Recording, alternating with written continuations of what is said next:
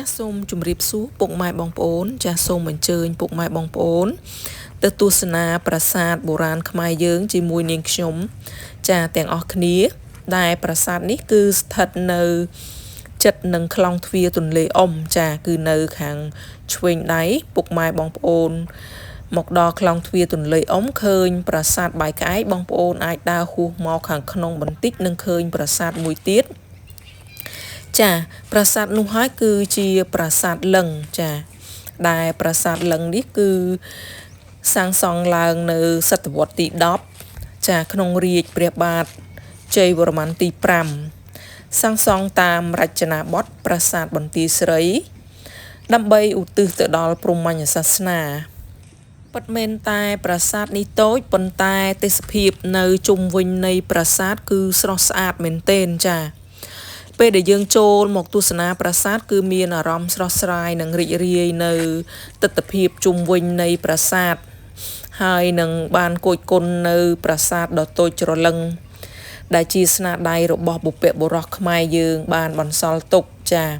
ទោះបីជាប្រាសាទមានប្រាង្គតែមួយហើយរោងការបាក់បែកអស់ច្រើនប៉ុន្តែក៏នៅតែមានសម្រស់ស្រស់ស្អាតមួយបែបទៀតចាក្រោយពីអាជ្ញាធរជាតិអប្សរារបស់យើងលោកបានធ្វើការជួសជុលចាដើម្បីឲ្យមានភាពរឹងមាំប្រាសាទនេះដែរគឺសាងសង់ពីថ្មបាយក្រៀមចាថ្មបាយក្រៀមគឺធ្វើជាគ្រឹះនៃប្រាសាទចំណែកផ្តែរនិងទ្វារគឺធ្វើអំពីថ្មភក់និងតួប្រាង្គគឺធ្វើអំពីឥដ្ឋចានេះគឺជាផ្តែរនៃប្រាសាទហើយគឺស្រស់ស្អាតមែនទែនចាហើយនៅកណ្ដាលនៃតួប្រាង្គក៏នៅសេសសល់នៅសិវលឹង្គមួយចានៅកណ្ដាលនឹងតែម្ដងចានោះពុកម៉ែបងប្អូនឃើញទេចាចំពោះជើងទម្រវិញគឺរោងការបាក់បែកអស់ហើយចាយើងមើលមិនឃើញរូបរាងនៃជើងទម្រទេចាហើយចំពោះឈ្មោះពិតប្រាកដរបស់ប្រាសាទគឺគេមិនបានដឹងច្បាស់នោះទេចាក៏មិនមានឯកសារឬក៏សិលាចារឹកណាបញ្ជាក់ពីឈ្មោះរបស់ប្រាសាទប៉ុន្តែយើងឃើញនៅទីហ្នឹងគឺនៅសេសសល់សិវលឹង្គមួយចាដ៏ធំទៅ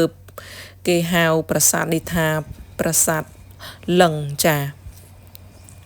ទោះបីជាប្រាសាទរងនៅការបាក់បែកអស់ស្ទើរតែទាំងស្រុងប៉ុន្តែក្រោយការជួសជុលហើយប្រាសាទគឺមានសម្រស់ស្រស់ស្អាតមួយបែបទៀតចាគួបផ្សំជាមួយនឹងទេសភាពនៅជុំវិញនៃប្រាសាទគឺកាន់តែធ្វើឲ្យប្រាសាទមួយនេះមានសម្រស់ស្រស់ស្អាតទាក់ទាញភ្ញៀវជាតិនិងអន្តរជាតិចូលមកទស្សនាចា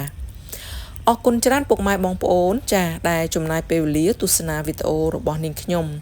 ពុកម៉ែបងប្អូនមានពេលវេលាអាចអញ្ជើញមកទស្សនាប្រាសាទនេះផងចាក៏សូមជូនពរដល់ពុកម៉ែបងប្អូនឲ្យជួបប្រទះតែសេចក្តីសុខសេចក្តីចម្រើនចា